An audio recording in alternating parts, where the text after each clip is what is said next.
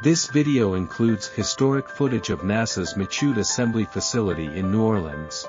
Michoud played a role in all NASA's human spaceflight programs to date, including the Saturn V that sent the Apollo missions to the Moon and the Space Shuttle program that used 135 tanks made at Michoud.